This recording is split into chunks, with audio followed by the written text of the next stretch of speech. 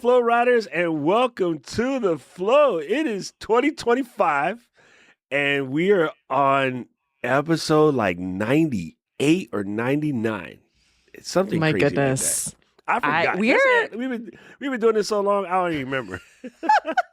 We're going to celebrate episode 100 with a journey out to Podfest this year and a Disney Star Wars Day. So expect lots of fun behind the scenes ridiculousness as we dive into the world of podcasting. I'll order a shrimp cocktail, so you can make it fancy. But if I eat that, then I'll be sick because I can't eat. Don't do that. Yeah, don't do that. Steak and whiskey. You're a steak and whiskey guy. Do that. Steak and whiskey is on. Yeah. So, guys, we're like Katie said, we're heading to Podfest, and what's really cool is this is the first show of the year, and I love to go in and get sort of a state of the union for what's going on in the space.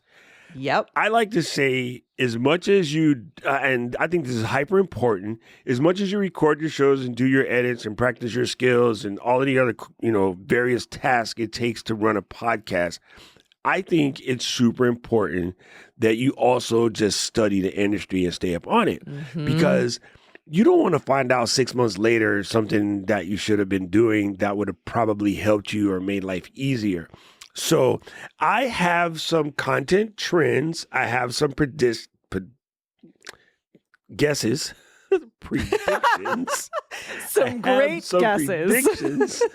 And then I also wanted to sort of hip you to some of the stats about podcasts because if you're still tripping, okay, let me make it English instead of doc. If you're still like, oh, I'm not sure, should I do this?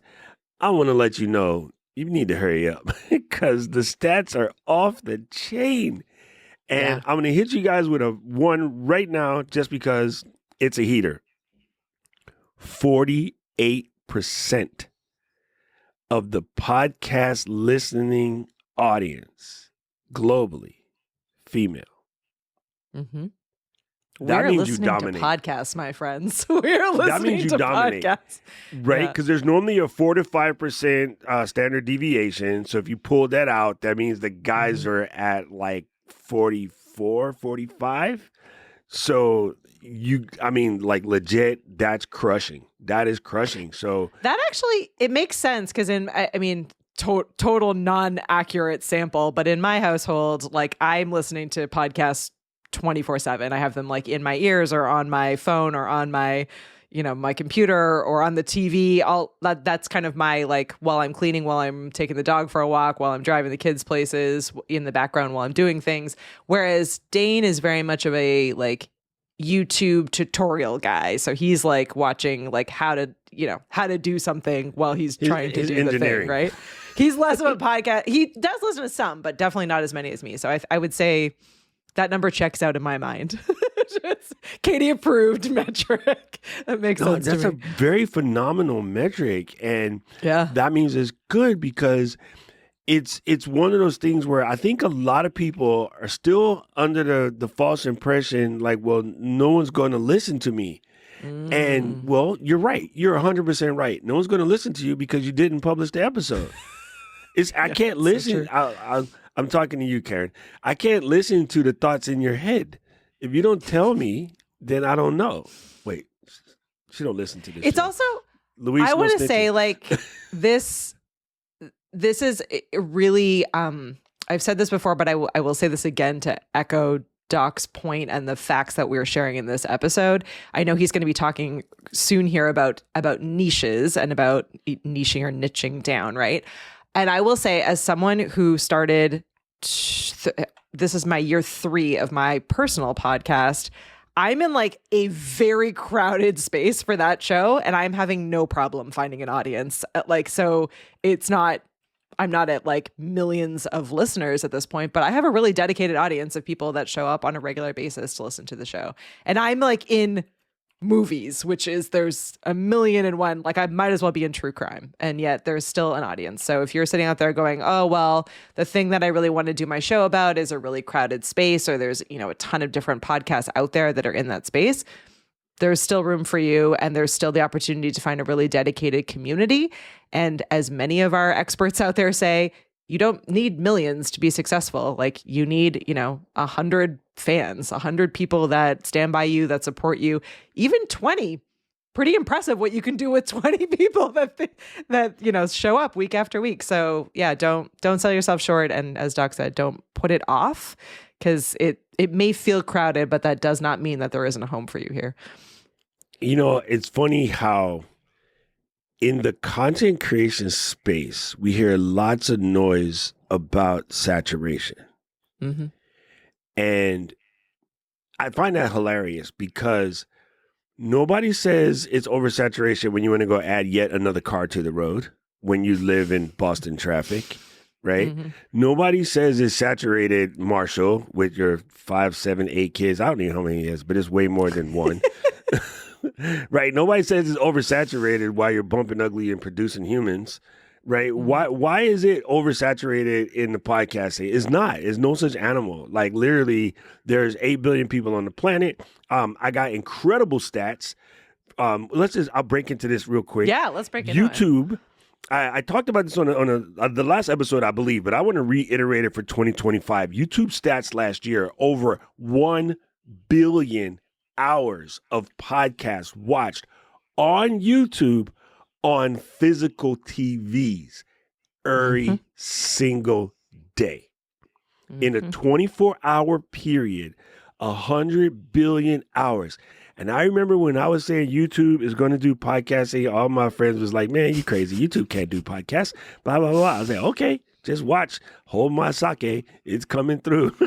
And then in a year and a half, because basically Podcast Movement Denver, a year and a half ago, Kai Krause said we're going to do it by the end of the year. They did it.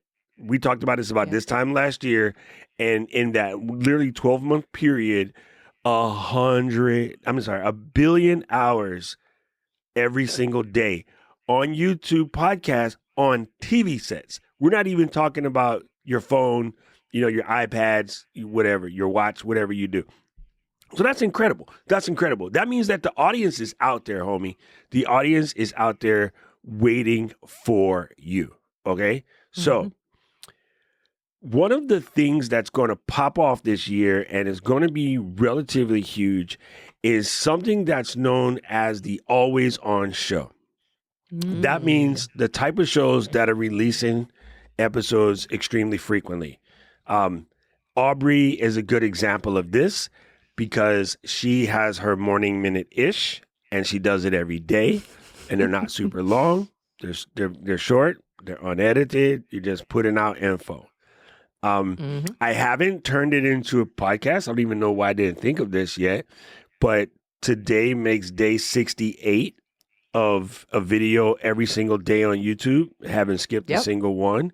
I could easily turn that into like some sort of Gen X creator podcast. I actually already have a name for it. It's called Creator 50. I could easily just... Yeah, I was going to say, you have a space, yeah. I could take those and then crush them and turn them into... A lot of them don't require a visual, but hold on that thought. Hold on that thought, people. One thing that's absolutely incredible about this situation is the video side of podcasting has exploded. Katie and I have been going to countless shows and staying in crappy Wyndham hotels with the Wawa outside. And the theme of every one of those shows, or the main topic of every one of those shows for the last couple of years, and still Podfest going in this year, is all like video first. Like it started as like a track where it was like, well, this is the video track, and it was like somewhat attended but not as popular as the other tracks. And then it was like the biggest track, and then it was the main theme of the show, and now it's just like the thing. So it's certainly creeping up quickly, and it's not going anywhere. But it's been funny to watch the like going from kind of like we'll talk a little bit about video to like this whole event is about video. That's just incredible, right? When you think about it, because it just goes to tell you, like, listen, the opportunity is here. And I know so many people like still struggle with this concept, and it's in your head. it is kind of like Santa Claus and the Easter Bunny. It's in your head. You really just got to get out there and just do it. Like I don't I don't want to keep drumming that horse, but it's exactly that, right? So the other thing that's happening besides the always on shows is what's known as hyper niche content. So Katie's content, in a way, although it's film and cinema entertainment related, it is hyper niche in the fact that they're trying to stick to a genre. So it's more important with the quote unquote saturation that you focus in on that niche that's yours. Now, some of you guys are entertaining enough that you could just do a personality channel. That's a little hard. Most people don't want to sit down and listen to you. Even the celebrities who absolutely can do a personality channel are hyper niching their podcasts. One of the most beautiful things on the internet right now, if you enjoy a good belly laugh, is Conan Needs a Friend. And that was an HBO show. Yep. And then I think he looked at the HBO contract and he said, hold up, girl. I could just turn this into a podcast on YouTube and keep all the money until HBO Skinemax to take a hike. Because the level of production is literally Conan sitting in his studio, which I believe is at his house. Like he's not like at the kind of studio where there's, a big camera on wheels and like 17 people with headphones. It's just him, road producer. Jordan comes in sometimes, and now him and Jordan have also spun off their second show. So now Conan's on 2 shows. And then they either bring in the actual celeb to sit with him and talk, or they talk over Zoom. And I can't tell you whether or not he's using Ecamm. You figure that one out. He basically just talks to his homies at his house, and he's out downloading his show that was on freaking TV. Yeah. I think for a few different reasons. I mean, certainly control and accessibility and what he's able to do and how frequently he's able to put it out and where he's able to put it out is less gated. But I think also there's something to be said for how authentic, and I know that word gets overused, but like how real that experience is, particularly for celebrities, right? So like all of us want to feel like we have an inside look into his house. We want to have an inside look into like his actual relationship with other celebrities and professionals in the space. So like that show kind of is a little bit voyeuristic, and that is, I think, what makes it stay as popular. So there's a couple of different things that are happening there that I think are worth calling out. And it is interesting, you were saying like so he has his studio like at home, and it's a little bit like more kind of gritty, for lack of a better word, than like what he would have in an HBO like studio on site somewhere. Whereas I feel like we're also seeing a huge swing where a lot more kind of everyday folk are building out really incredible studios and actually like welcoming people physically into their studio. So there's like almost this like swing on both sides, where it's like people who have been in studios for a really long time are kind of giving a more authentic, realistic look, like, and taking it a little bit simpler in their homes and doing a lot more remotely. And people who have been in their homes and like don't benefit from that are building kind of out these really big studios to add a level of professionalism and control. There's both, I think both sides of that coin are happening at the same time. So it's an interesting place to figure out like where you want to be. Like, there's a ton of people in the Ecamm community who are investing a ton in like spaces where, where again, they have like in-person interviews, and like they're not using Zoom or interview mode or whatever at all. Like it's all just recorded, like, in person. And then there's a ton of people who aren't in person anymore and are doing, so it is interesting kind of on both sides of that coin. I think it was really interesting as well is that I don't know if anybody else is running into this, but I've popped into Starbucks and see people in the corner recording podcasts. Yep. I was just like, these guys, they had a little, what do you call that thing? The Zoom H4n recorder. They had their 2 little microphones, and they were sitting there with their headphones on in the Starbucks, like recording a podcast. And I just wanted to put a sign up and be like, "Is that just so cute?" But I just think that's cool. Like, we're at the level where it won't be odd to see someone sitting at the gate at an airport recording a podcast pretty soon. Like, that kind of stuff is coming. So please understand this. And it's not, I don't want you to get scared because the celebrities are coming, but they are. Also, after the Hollywood strike, a lot of these guys realize, but in a way, instead of being scared, I want you to see it the way Burger King, except Amesbury, is always across the street from McDonald's. Yep. Why? They were smart enough to put themselves in a position where people are already going to go where people are already hungry. So you're doing your podcast now while all these celebrities are making brand new shows. And these shows are great, by the way. Some of them are a year old. Most of them not much more than a year. But a lot of celebs are dropping shows. Ask Chelsea is incredible. Trevor Noah podcast is dope. Simon Sinek's podcast is dope. Like, all these guys are out here making shows. So all they're doing is validating the business. And because the way YouTube and other podcast situations aggregate the recommendations, you're liable to get recommended right behind some celebrity who's doing the show in your niche. Yeah. I'm waiting for one of the celebrities who's super into true crimes to do a true crime. And because of that fake TV show on Apple Podcasts, I want it to be Octavia. I want her to do a true crime show because her voice on that show, or as I call her, and Karen always gets mad at me, I was like, look at Diana on TV. Super, super cool. So let me run through some more stats real quick. The demographics are crazy. Something for next month, just so you know, that 59% of African Americans and 63% of Hispanics, so that covers me twice, are podcast listeners. That's incredible. So if you're worried about diversity, or I want to do a diversity-oriented podcast, I want to do something hella cultural, you're fine. Like, your audience is there. And the thing that's really incredible is podcast listeners on average have a higher educational attainment and income levels in comparison to those who do not. So that means your opportunity to, let's say, monetize or expand your business or whatever your case is for your podcast is extremely high. There's just a large amount of people with a decent amount of budgets listening to your show. And I covered the female part. That's good. Gen Z is up there, of course. Gen X is also really high. And then if we get into trends, this is the hot ticket right now, just so you know where we are in the space of listenership. There has been a massive increase in consumption. Monthly and weekly listenership has increased constantly. So that means you got better chance of getting listened to. K-Walk's going to love this. Comedy, number 1.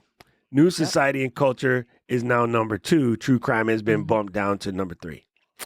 Yeah.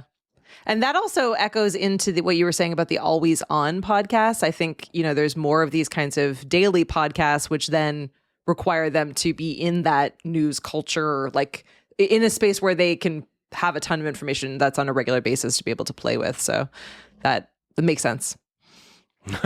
I'm reading in the chat, and it said that he has somebody who records at the airport on a regular basis because they travel a lot. So, podcasts are already recording at the airport.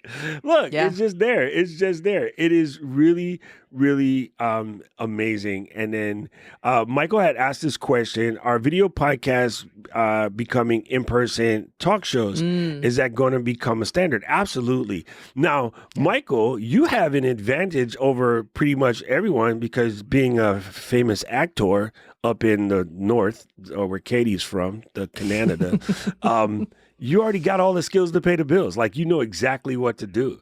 So even, I was saying earlier, personality podcasts themselves are harder, but if you take a personality and you attach it to a topic that you enjoy, and you talk about that, like, it's just in. Like, it really is just in. So whether that's teaching Mac stuff or talking about public speaking, it's real simple. Turn your eCam on. I know you already have it. You're very proficient. Just record your segment. It can be 10 minutes. Everybody's under this assumption podcasts have to be long and overproduced. There are podcasts that I listen to that are 5 minutes a day. And I just listen to them because they're basically Mac news. I'm just catching up on my Mac news now that I'm no longer a Mac tech writer. I still need to know what's going on in the industry because all my friends are still there. And every time we go somewhere, Katie meets another one of my weird Mac friends, and she's like, dang, this dude's been around. So these are factual statements. Okay, so video consumption is up 50%. More than 50% of the newest podcasts released this year were also video podcasts. So back to what Katie said, we've been saying this for a hot minute, and what's really cool being an Ecamm user is you already have everything you need to record. We even have, okay, this is not a commercial, but this is a weird plug. We even have a podcast course. It's a video podcast course that Luis and Katie and myself created. And you could just watch it and follow along. It's relatively easy. If I want to give you something, it's super important that you hear this. If you listen and you feel something is missing, speak up, and we can add it. Because that's the cool thing about course is we can add it. It's a video course. So somebody had mentioned Doc kind of went fast on this part, and then Katie was like, can you redo that part? And I was like, yeah. And we just attach it to the page, and then you can watch it. So any updates that we pick up at PodFest, they'll get added to the course. So that course will constantly grow.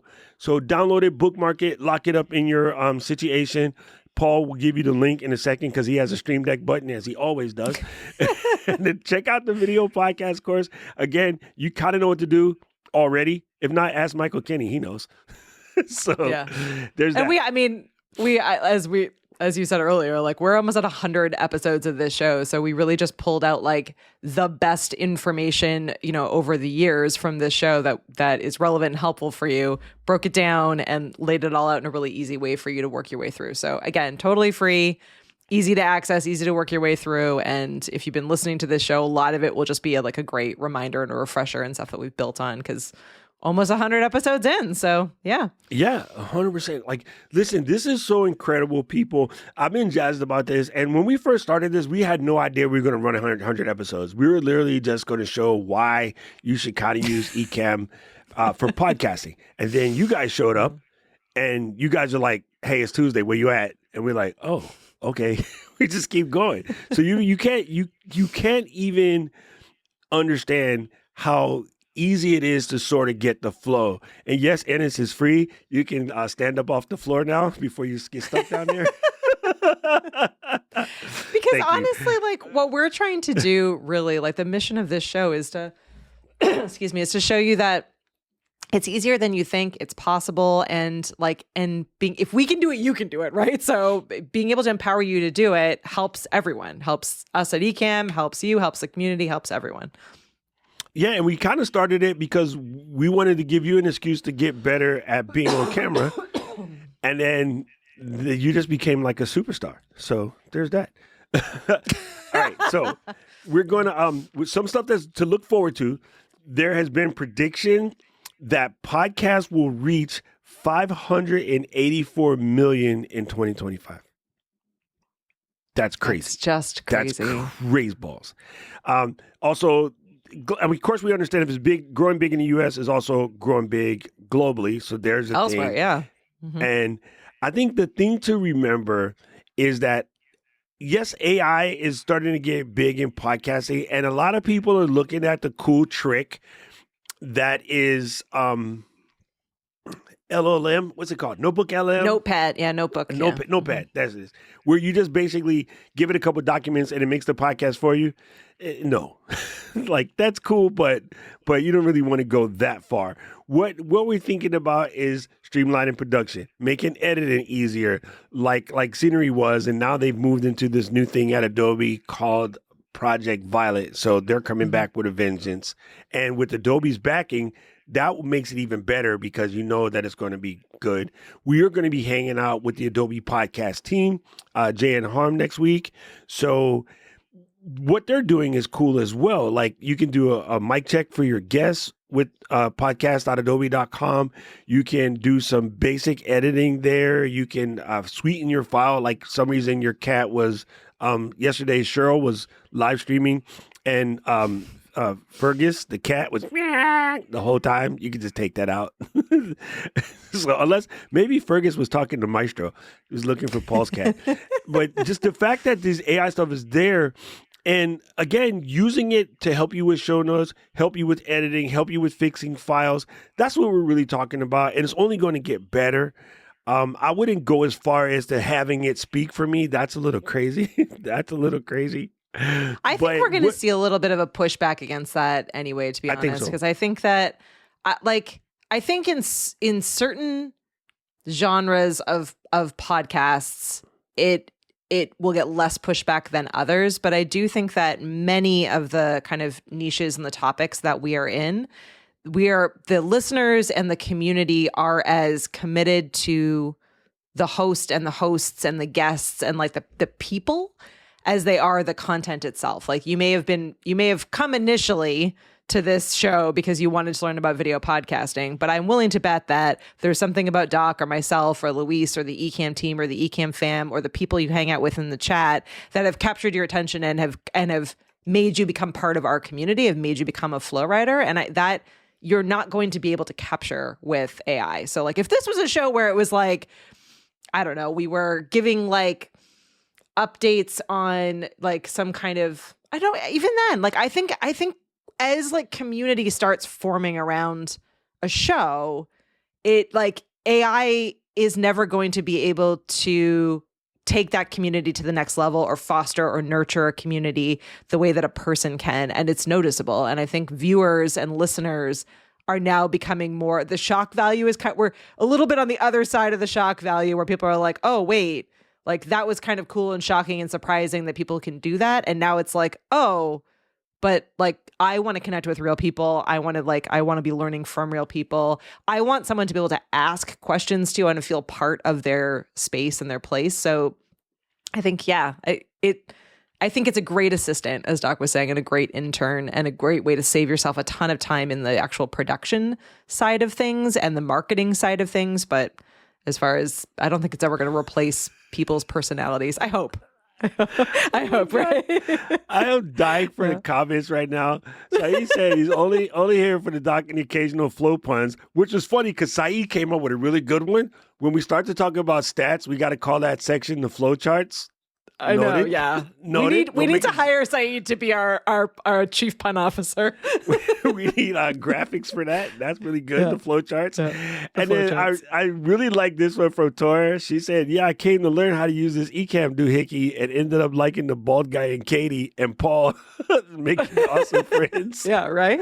Right? Who are you talking about? You mean Alec? Okay, good. But I think it's true. Like, if you think about the shows that you listen to on a regular basis, like I know that the shows that I listen to, there was something initially about the topic that, caught my attention or someone had recommended it and I listened to it. And, and then it's the more that I listen to it, the more that I feel like those people are my friends. I know that they're probably not. The majority of shows I listen to are, the hosts are wildly popular and have no idea that I exist. But I still am ride or die with them. Like, and if I knew or if I found out that was an AI voice on the other side, it would be incredibly heartbreaking for me to know that they are not real people. Like it.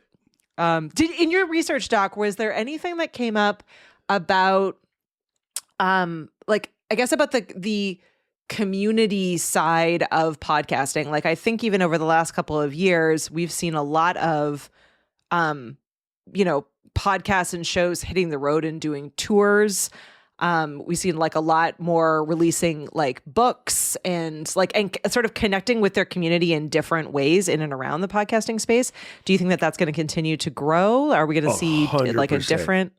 100%. So one of the things that was touched on was, as you go into 2025, even more so, you should embrace the idea of building a podcast community or community around your podcast, doing live in-person events, doing, even the Zoom just get together and drink up meetings, right? Yeah. There's a creator that I really enjoy. His name is Brandon Shaw.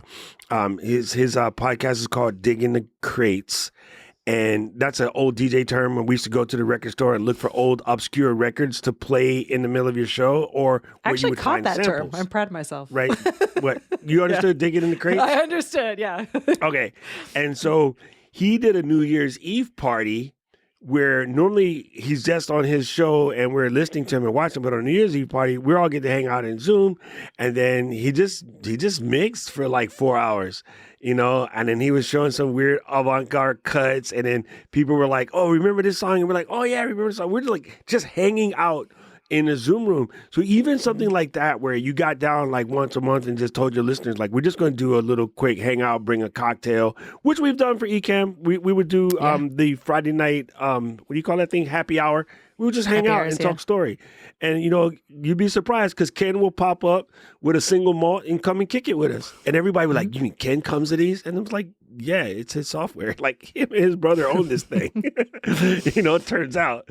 So you can do this, people. You actually have all the tools you need. The biggest help in the last couple of months has been the Ecamm Zoom integration. Mm-hmm. And not just because I work here, but in general, it makes things so much easier. So when I record my show on Tuesday, right after this, I have the Zoom room open. Anybody who has joined the member of the channel gets to hang out in the Zoom room. And oftentimes, I'm talking or, going through my points. Mary Lou's talking, going through her points, and somebody in the Zoom chat can pipe up and say something. But that gives you a cool after show. It gives you a pre-show capabilities. We do this with Twit. We have everyone hanging out in the Discord when we're recording, and we have conversation going on in there. So community is massive. Like I always say, try it in your head. You can't help but say audience because you've been saying that word your whole life. But you should always, when you say audience, you mean community. You should always substitute audience for community, and you should always substitute audience for algorithm. So it's kind of a equation just happened. If audience equals community and audience equals algorithm, therefore algorithm equals community. There you go. There you go. There we go. I just passed math. I just passed podcast math. I get a certificate. I was scrolling back through because I did see that there were a couple of questions that came up that are probably good for us to cover I saw Mike's while question. We're recording. Michael had a question about getting the most out of Ecamm for video podcasts beyond just recording your camera. I think there's a couple wins that you can do there. So one, now that we have the Zoom situation, you can do meetups, which we just spoke about, which is absolutely incredible. You kind of have like a backstage space, yeah. Mm-hmm. Yeah, like a backstage space, which is super cool. Mm-hmm. And then the other one, which is a big win, is we've incorporated with Opus Clips, and Opus Clips now has a situation called Clip Anything. So you could even do part of your news segments or your reactions or whatever using a combination of what you record in Ecamm plus something that you might, a video that you might want to clip or comment upon. And then you can use Opus Clips to slap those together, use that as promotional consideration in your shorts or things of that nature. Now, here's one that I think a lot of people don't think about, but I've been thinking about a lot lately. Record this is a thought that I'm having in my head segment, right? And it's going to be like 4 or 5 minutes. You're going to take that and you're going to transcribe it. You're going to go to your friendly AI situation and you're going to have it help you formulate that into more of a newsletter type article. You're going to put that video plus that text inside kit.com. And then you're going to send that. So you can send news bites, news updates via newsletter. A lot of people don't think about using Ecamm to add a little piece of video segment to your newsletter, but that's amazing. It's super easy. And of course, by all means, dude, Ecamm for recording courses is clutch. It's super, super clutch. I've been recently playing with a app called Gling, Gling. And it's sort of like the Script Mini, but it's a really neat way to just record your podcast or your video in Ecamm, throw that file at Gling. Gling will shorten the spaces, allow you to do sort of text-oriented editing, and then you can open that up in Final Cut for final cleaning. And it's glorious, and it's super easy, super cheap. It's 15 bones. So there's a bunch of cool stuff that you can do there. You have anything extra, Katie? No, I was just thinking more too about so certainly you can use Ecamm for podcasting. That's what we're doing here for this show, and that's kind of the point of this show. But I think what actually makes it the most special of the podcasting recording tools is that it's more than podcasting. So like what you just said, I think makes it a really powerful tool for everyone to have if you are podcasting, because sure, it records the podcast, lets you bring in guests, you can add, cool graphics and branding and all that stuff. It makes all of that really easy, and it records all of the isolated files so you can do any kind of editing, etc. afterwards.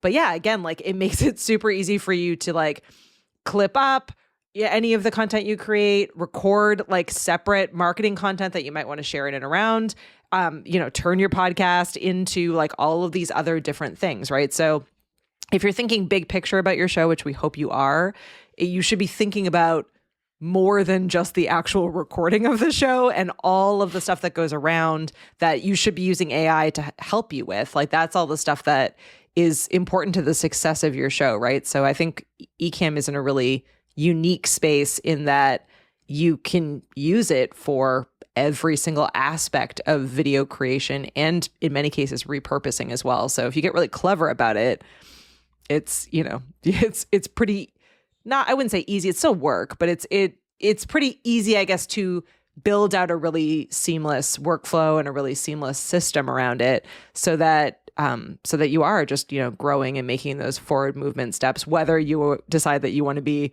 an always on podcast or your weekly or your monthly, or it's short or it's long or it's vertical or it's wide, any of these different aspects, it is the tool that will help you be able to do that.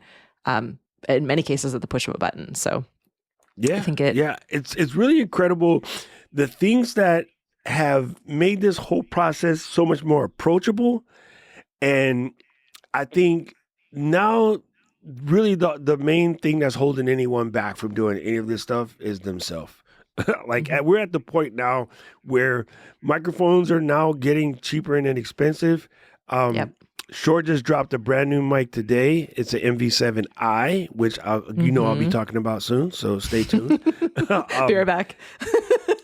Yeah. So, I mean, listen, there's so much cool stuff happening, and it's easy to record now. It's easier to edit now. It's easier to post now. You can use AI to help you with ideation, to help you with research, organization, and planning. I've been playing a lot with Milanote for planning. It's similar to ClickUp or Notion, but it's just extremely drag and drop and visual. So if you're the type of person that likes to have a bunch of paper spread out all over your desk, Milanote's kind of like that, but prettier and less crap on the desk.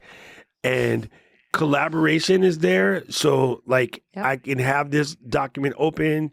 Anyone can see it. Nowadays you could even do open whiteboards in Canva that you could let your community add stuff to the board that you do in your podcast. I mean, like we are coming up with so many ways to simplify this process, and it's only going to get better. The longer you wait, the more difficult it's going to be. So I want to give you a strange analogy because this is what I do. Way back in the day, when people first got to California and you saw that they didn't get eaten in Oregon, they told you there's opportunity here and you should come now while there's nobody here. And everybody's like, no, not going over there. It's new. There's nobody going to come and see me. Like, they didn't think about it.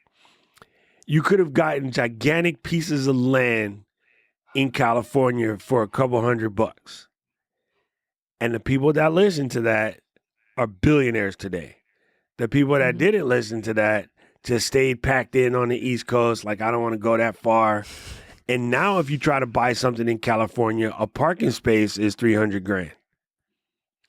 This is where podcasting is right now. Even with all the numbers and all the growth and everything, it's still a baby in comparison. And you have so many opportunities to do it now. So you're going to keep psyching yourself out. And then you're going to watch one of your friends, somebody in the Ecamm fam will get a podcast that blows up. And next thing you know, they're super rich. And you're going to be like, I started Ecamm before them. Like, why didn't I go there? Because you.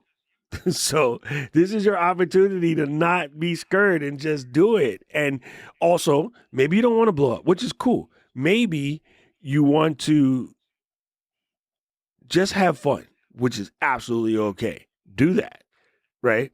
And I tell you what's going to happen next year. This is also my prediction for next year. Not exactly podcast related, but since Bobby Vegas, aka Deal Billy, showed up. Hi, Billy. Hey, Billy. Billy has been on the live selling thing for going on close to 3-4 years now. This is the year where it would absolutely explode. You're going to see lots and lots of brands doing live selling, even bigger brands. You're going to start to see basically little mini QVCs popping up, and even that could be a podcast for you. There's a guy on YouTube, I believe he's in the like 10 million follower range. You know what he does? Every week, this is what you should be buying at Costco. This is what you should be buying at Sam's Club. That's all he does. He goes to Costco once a week, films what kind of new stuff they got, and he posts that. And it's so dumb, and it's so silly, and he's a used car salesman looking cat, but he has choke people that follow him. And you know what? I watch it because I like to go to Costco beeline, because if you start having ADD moments in Costco, it will cost you. It will cost you. Yeah, you don't want to mess around. Grip. You want to do the things. Yeah, exactly. I went to Costco the other day just to get coffee cream and cheese. I left out of Costco $200 lighter because I discovered some other stuff that I bought, which was not on the list. And I told myself, go at 7:30. You only got a half an hour to move through there. Don't go anywhere but where you need to go. But you know what happens? You're walking and it's on the end cap. And you're like, ooh, let me get that too.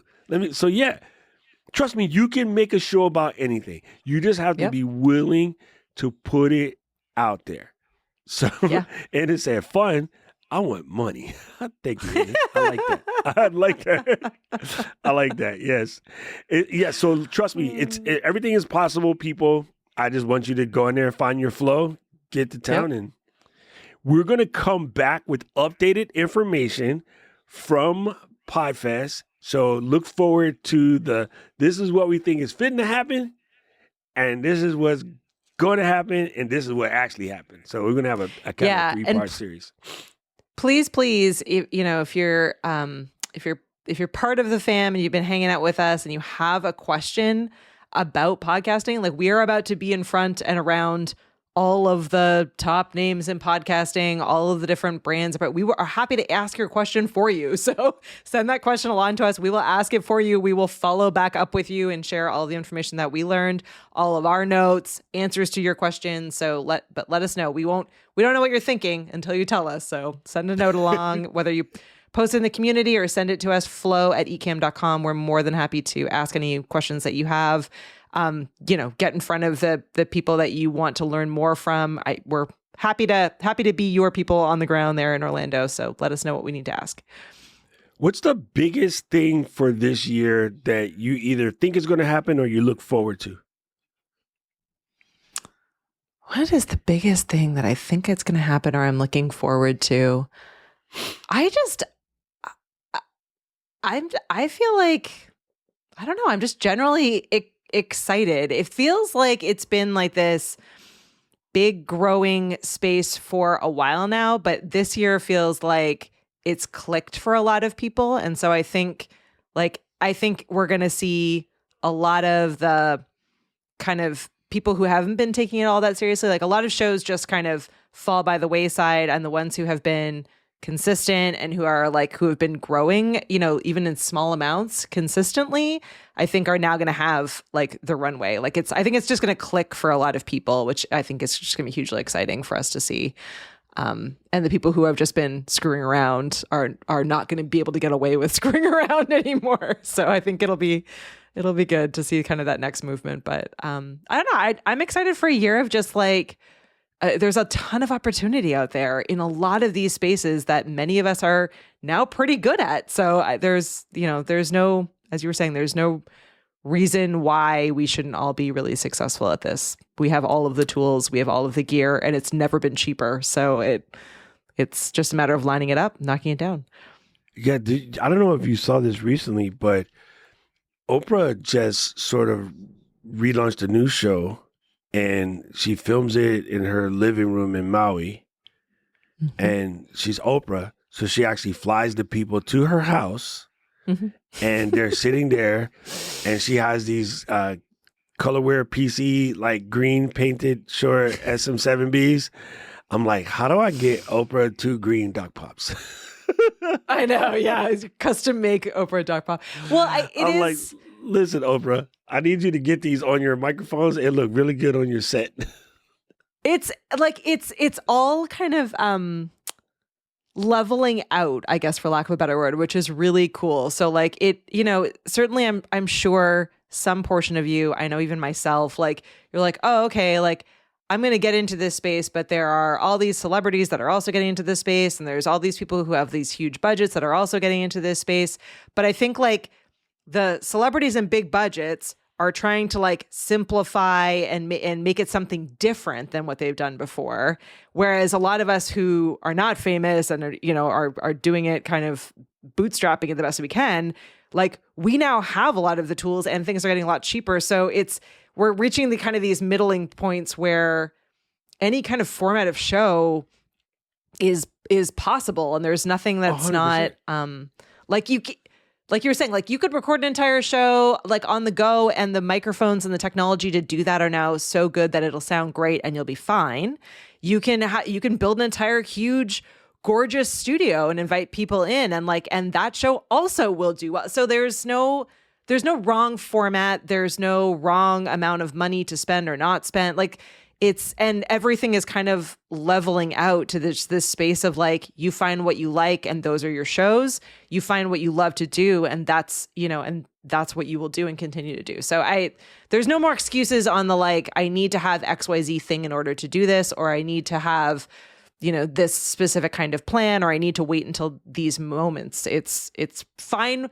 The format and the style and the content and the people that make you happy and make it click for you, and go. That's what you need to do.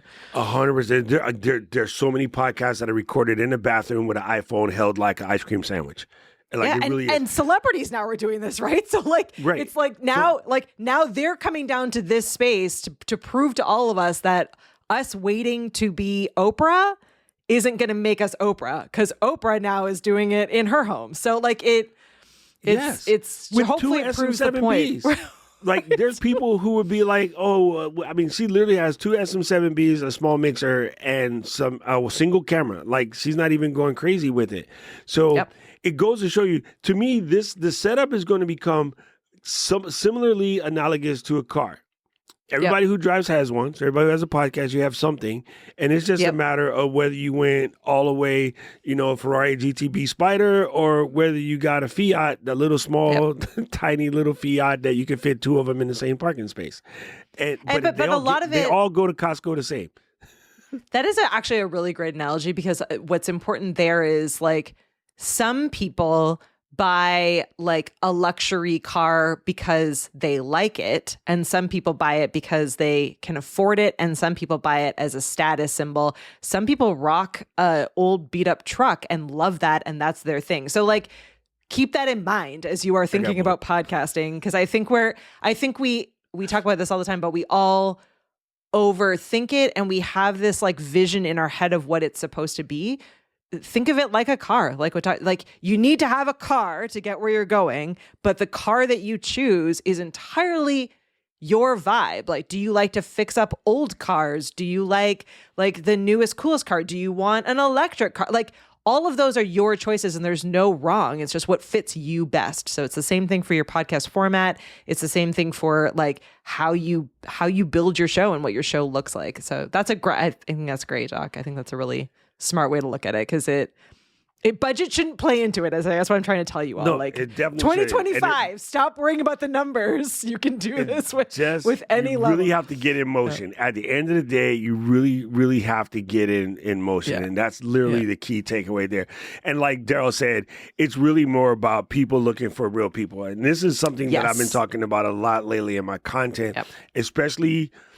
So I've been focusing a lot more on the Gen X creators, and I don't think people understand this. People are looking for connection. right? The one thing I was joking with Paul the other day, it's funny but not funny. Nobody told me that after you pass 50, you got to be prepared once a month to get email that one of your friends died, or GoFundMe that one of your friends is sick. But it just happens. That's the cause of aging.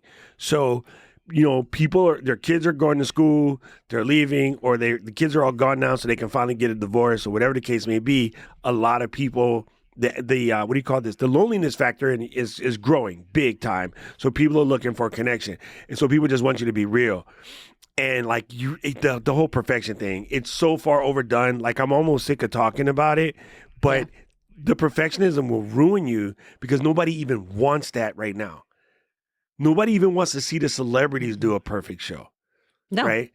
So everybody wants everybody to just be real because we have found out really, really harshly in 2024 that a lot of our celebrities were full of crap. Mm-hmm. And there's too much broken glass. When you found out the Wizard of Oz was a dude in a box, that came to fruition in the last couple of years. And so people are so over it. I would rather talk to my neighbor or any one of you guys than look up to some person who's basically full of crap. And so I've been saying this on podcasts for years when people are like, oh, who inspires you or who you look to for inspiration, any celebrities you look up to. And my answer has always sounded corny, but ever since Kevin Spacey, I stopped doing that. My inspiration comes from me. I look inward, and that's why it's called inspiration. It's not called outspiration. Mm-hmm. So I look into myself, and it's not to be selfish or cocky or whatever. It's because nothing sucks more than to find out the Wizard of Oz is just a dude in a box. Mm-hmm. Or like I said, and Saeed made the spoiler alert, that Santa is not real. Like that is just really, really messed up. So all the magic that you need is in you. Like you have everything you need. Just get started. So if you need a place to host that sucker, though, what you want to do is check out Captivate. You go over to captivate.fm and it's a really good platform. There's lots of platforms out there. We like Captivate because it has a growth mindset. Once you finish your show at Ecamm, you're just going to take the audio version. You're going to feed it to Captivate. Captivate will handle everything. It will send it out. How to do this is so easy. Check out our podcast course. We have a whole section on how to do it. It's really incredible. We love Captivate. Captivate is great. And if you want to know more about the podcast, all you need to do is go over to flow.ecamm.com. That's flow.ecamm.com. So leave us a message, leave us a voicemail, leave a review, and let us know what you want us to talk about. If there's something that you're like, I really need to hear their take on this, bring it up, as long as it's not the Baltimore Ravens, Yolanda. Okay, there we go. This is not a sports podcast. We did it. Wow. Oh my God. I watched your boys live the other day. I watched If These Balls Could Talk, and I was trying to chat to them, but I was doing stuff in the kitchen. My hands were jacked, and I was like, oh, I wish I could just voice like spam them. But they were doing a really cool episode, and I was like, oh, I wanted to say hi to them. I love that. I love it. We should start adding Podpage in as a sponsor because that voicemail feature on their site is my favorite. So it's so good. All right, gang, we'll wrap this baby up. I am Doug Rock. I work at Ecamm. I'll tell you more about that later. We've lost all of our flow. We need to be back at it next week. We'll see you all next week. Send us emails with all your questions about Podfest. We're happy to hang out with you, ask your questions, spend the day at Disney with you, everything in between. So hopefully we will see you there. There you go. And next week's episode will come to you live from the Flow studio, or maybe we'll invade Glenn's office and go use the Flofa. Yeah, Flofa. Flow Riders, out. Bye, everyone.